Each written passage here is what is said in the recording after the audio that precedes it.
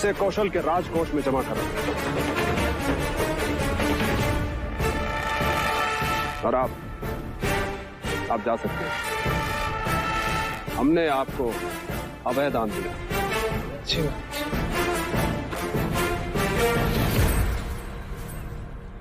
मुझे ऐसे छोटे छोटे राज्य नहीं, बड़ा देश चाहिए। हमारा अगला लक्ष्य है शाक्य देश, कपिलवस्तु। महाराज, शाक्यों को पराजित करना इतना सहज नहीं है। वो बड़े शूरवीर हैं और उनमें बड़ी एकता है। और हमने फूट डाल दी और उनका एक राजा हमारा साथ देगा। और एक बड़ी दीवार को गिराने के लिए एक दरार ही पर्याप्त है।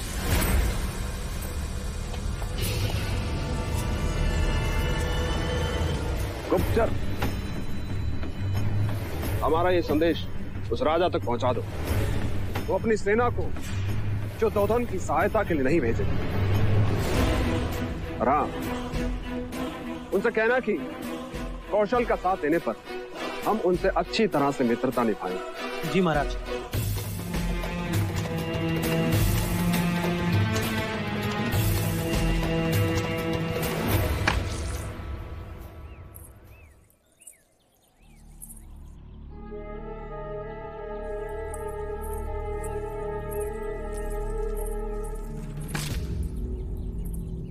ये क्या कर रही हो मंगला दीदी? इतने सारे श्रीफल? पूरे 10 सैकड़े। पर किस? क्योंकि इतने जाप जो करने हैं। जाप? पर क्यों? जो काम आपको करना चाहिए महादेवी, वो मैं कर रही हूँ। मानो आई बला को टाल रही हूँ। इतना बड़ा अपशगुन है कपिलवस्तु के लिए। अपशगुन? कैसा अपशगुन? शाक्य कुल की औरतें बातें करने लगी। मुझे अच्छा नहीं लगा, परंतु क्या करूं? इतना नाम लेने से भी डरती हूँ।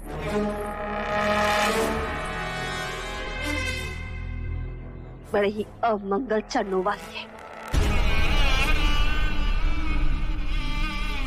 अरे, सिद्धार्थ से इसके विवाह की बात क्या चली? देखो, युद्ध छिड़ गया। मानो दुर्भाग्य अपने साथ लेकर आई। लो, दूसरा अपशगुन। पूजा का दीपक ही गिरा दिया।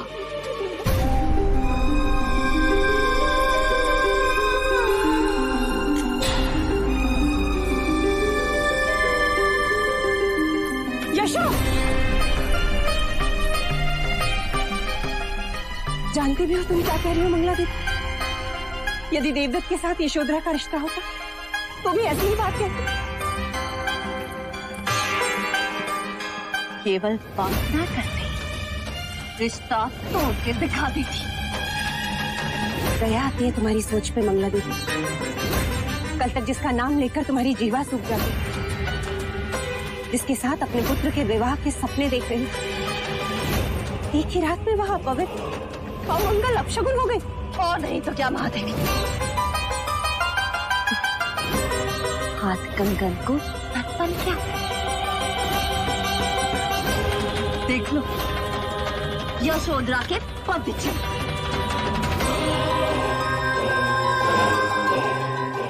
कहते हैं बहुएं कुमकुम वाले पद लेकर चौखट पर आती है। और ये तो रक्त रंजित पद लेकर आई है।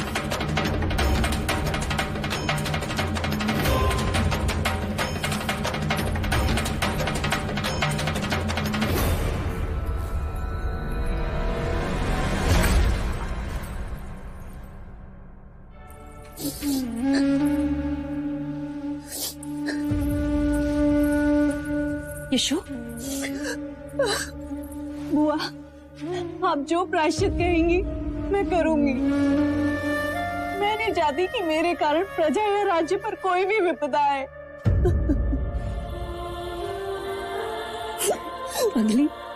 ये कैसी बातें कर रही है तू?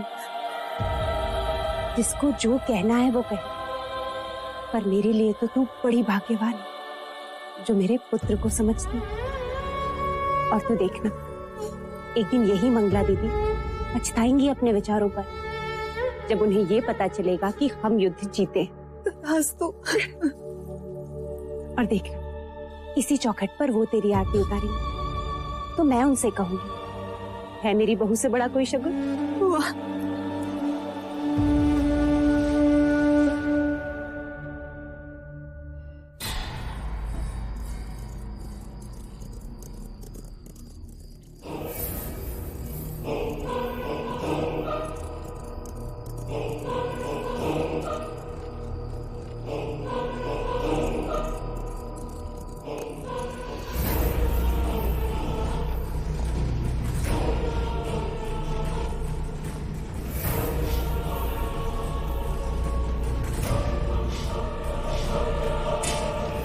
की जय हो। महाराज, एक महत्वपूर्ण सूचना है। कौशल नरेश का अश्व हमारी सीमा में प्रवेश कर चुका है। महाराज, प्रसन्नजीत ने आपके लिए गुप्त संदेश भेजा है। महाराज ने कहा है आप उनका साथ देंगे तो वो इच्छा पूरी करेंगे।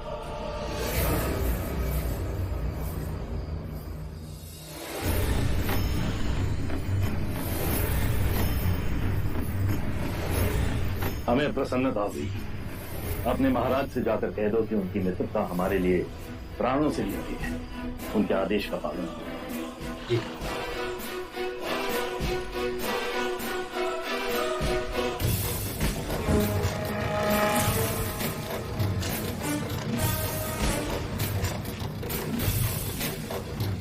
महाराज, इस समय इस पहाड़ की इस ढलान पर प्रसन्नजीत ने अपना पड़ाव डाल रखा है। इसका अर्थ यह है कि उन्होंने हमारे सीमा में प्रवेश नहीं किया। पर महाराज, उसका अश्व हमारी सीमा के अंदर है और वो प्रतीक्षा कर रहा है कि किस समय हम उसके अश्व को पकड़ते हैं। भाई महाराज, हमारे सारे शाक्य राजाओं की सेना इस पहाड़ी की दूसरी छोर यहाँ इकट्ठा हो रही है। हमारी सेना कब तक एक हो जाएगी? मात्र 2 दिन में महाराज, और प्रसन्नजीत से हम इस स्थान पर युद्ध करेंगे। हम उसे इस जगह पे चुनौती देंगे, उसका अश्व हम यहाँ पकड़कर बांधेंगे।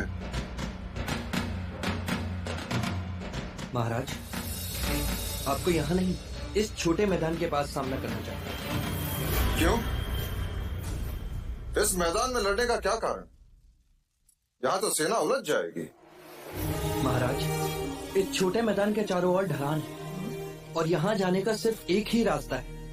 बाकी सारे रास्ते छोटे हैं और ऊपर से नीचे की ओर।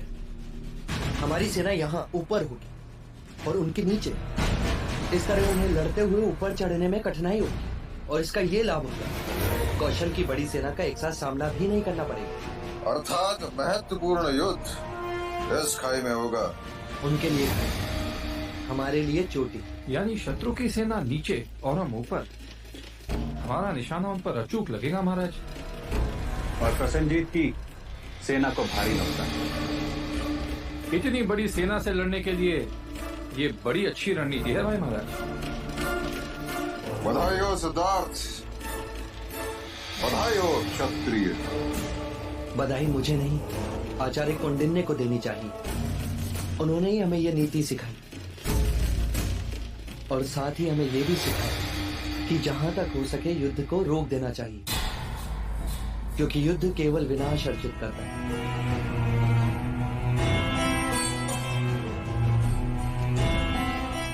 क्या महाराज, हम इस युद्ध को रोक नहीं सकते? सेनापति जी महाराज। सेना को आदेश दो, कल प्रातः काल हम कूच करेंगे। जी पिताजी, मेरी बात तो सुनिए पिताजी।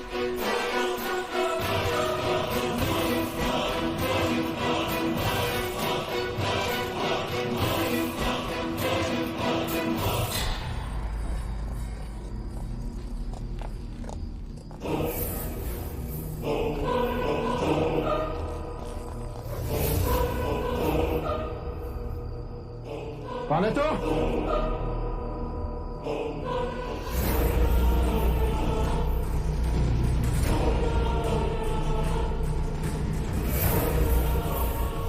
बलदेव, क्या कर रहा तू यहाँ पे? जी मैं युवराज सिद्धार्थ के लिए एक महत्वपूर्ण संदेश लेकर आया था कुमार देवदत्त। मेरा विश्वास कीजिए, मैं कपिल वस्तु और युवराज का शुभचिंतक हूं।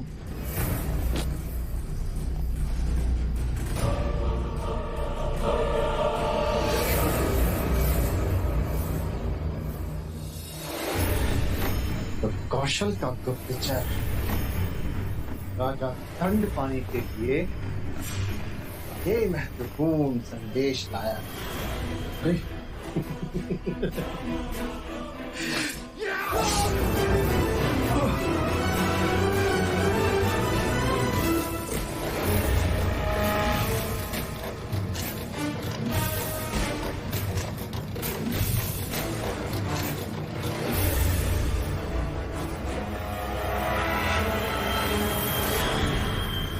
तो आप हैं कपिला वस्तु के शत्रु प्रसन्नजीत के मित्र।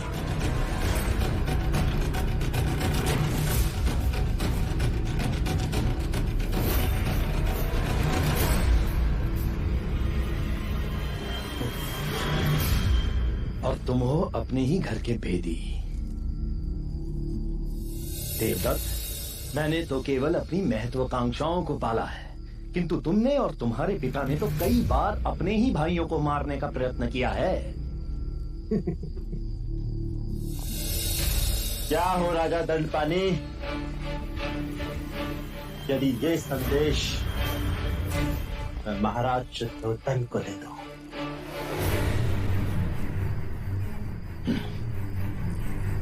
चाहकर भी तुम कभी ऐसा नहीं कर सकते देवदत्त।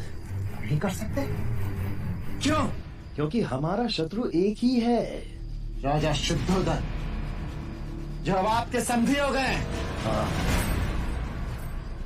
देवदत्त, मैं तो तुम्हें ही अपना जमाई बनाना चाहता था, परंतु देखो ना, तुम स्वयंवर जो हार गए।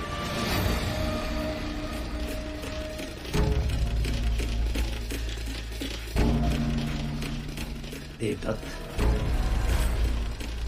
तुम मेरी सहायता करो और मैं तुम्हारी करूंगा।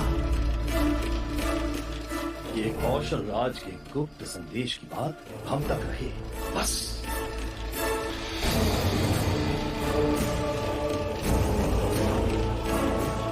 देवदत्त, युद्ध हारने की तैयारी करो। समझा नहीं? मैं समझाता हूं।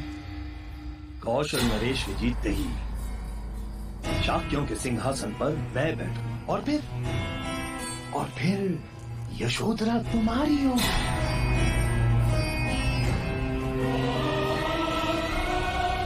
और फिर मैं तुम्हें अपना उत्तराधिकारी घोषित कर दूंगा।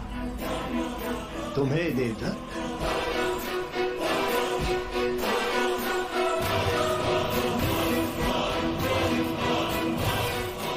संदेश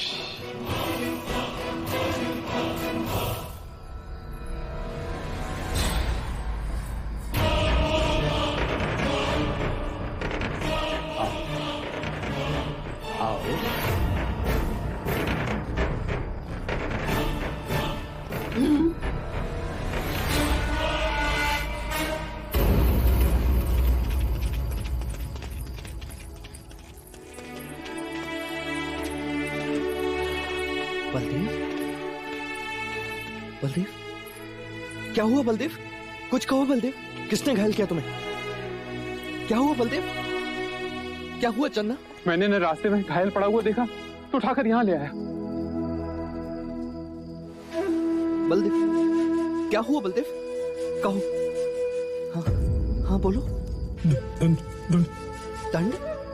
किसने दिया तुम्हें दंड? कहो बलदेव, कहो। हाँ, कहो बलदेव, कहो।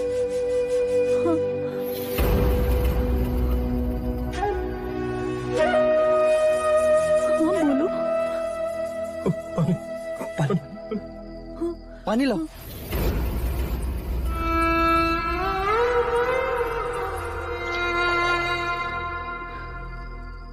पानी पियो बलदेव, पानी पियो। पानी पियो बलदेव। पानी पियो, पानी पियो बलदेव, पानी पियो बलदेव, बलदेव, पानी पियो बलदेव। क्या हुआ इसे? क्या हुआ इसे चन्ना? ये बोल क्यों नहीं रहा? बलदेव, बलदेव,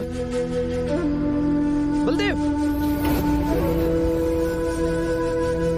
बलदेव।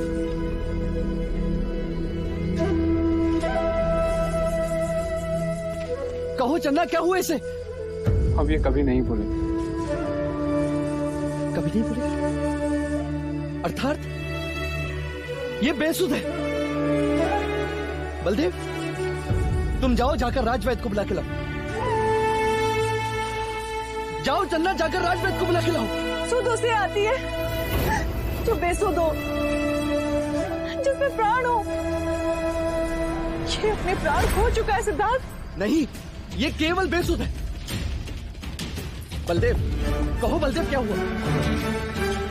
मैंने इसे अभय वचन दिया, इसे कोई नहीं मार सकता। ये बोलेगा। बलदेव, बलदेव, कुछ कहो, कुछ कहो बलदेव। युवराज, ना तो इसकी सांसें चल रही हैं और ना ही हृदय गति।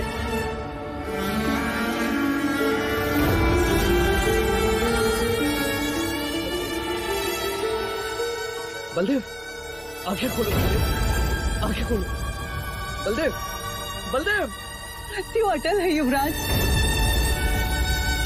कहीं तुमने ना देखा हो, तुमने अपने आचार्यों से पुराणों की कथाओं में मृत्यु की बातें सुनी होंगी।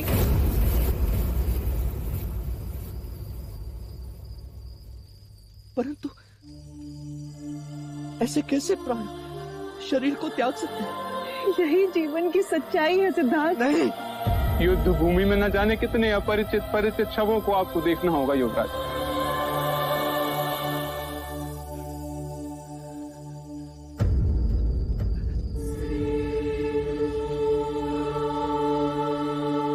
नहीं लड़ूंगा मैं युद्ध, नहीं लड़ूंगा मैं युद्ध। राज्य की रक्षा के लिए आपको युद्ध करना हो। मुझे राज्य की रक्षा के लिए मत समझाओ। मैं किसी मनुष्य को मार नहीं सकता।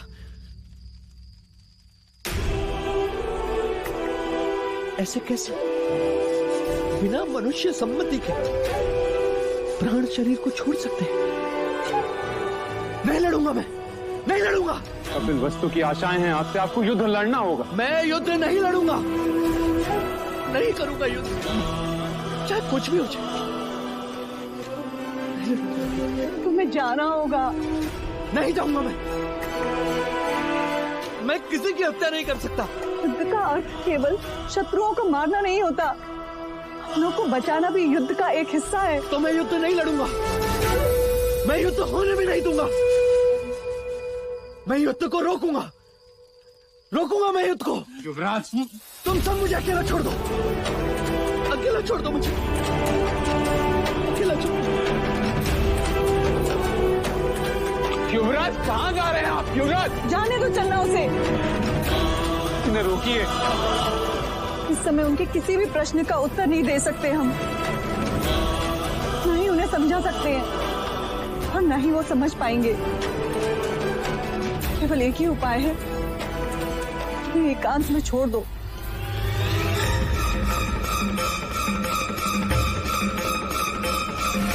मृत्यु अटल है युवराज, अटल है युवराज। यही जीवन की सच्चाई है सिद्धार्थ, सच्चाई है सिद्धार्थ। युद्ध भूमि में न जाने कितने अपरिचित परिचित शवों को आपको देखना होगा युवराज।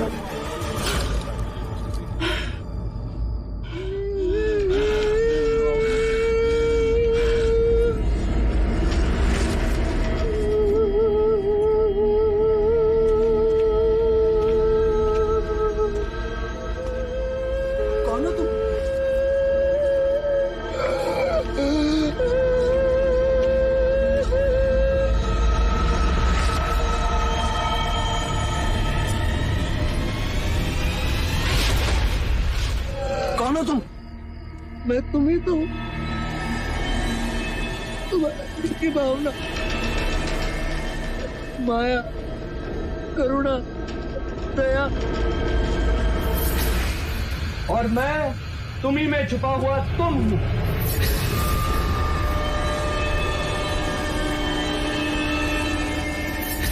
कौन हो तुम दोनों? मैं जल हूं, मैं मिट्टी हूं, मैं दया हूं, मैं माया हूं, मैं करुणा हूं जो स्नेह को जन्म देती है। और मैं अग्नि हूँ, वायु भी, मैं क्रोध हूँ, ईर्ष्या भी, मैं अहम भी हूँ जो साहस जगाता है, जो पराक्रम करवाता है, जो मनुष्य को सर्वोच्च शिखर पर ले जाता है। साहस अंधा होता है सिद्धार्थ, जैसे तुमने आज एक अनुचित कार्य किया। अनुचित कार्य? तूने क्या अनुचित कार्य किया? युद्ध की व्यू रचना दिखाकर तुम भी तो युद्ध में भागीदार हो ही गए। तुमने कोई अनुचित कार्य नहीं किया। युद्ध अनिवार्य है, विजय क्षत्रिय का कर्म है, और वही तुमने किया। युद्ध केवल विनाश सिद्ध करता है सिद्धार्थ, जानते हो तुम। और युद्ध से ही विजय की प्राप्ति होती है, ये बात मानते हो ना तुम? बलदेव की मृत्यु पर क्यों रोए, क्यों विचलित हुए तुम? और व्यू रचना दिखाने पर सम्मानित भी हुए तुम। युद्ध का परिणाम सैकड़ों शव, रोते हुए रिश्तेदार, वो घाव जो कभी ना मरे।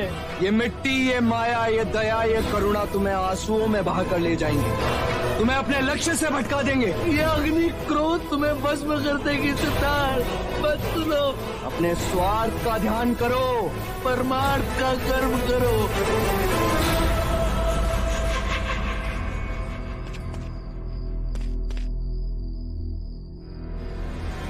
सत्य कथा, पुरुषार्थ कथा, सुनो सुनो सिद्धार्थ कथा।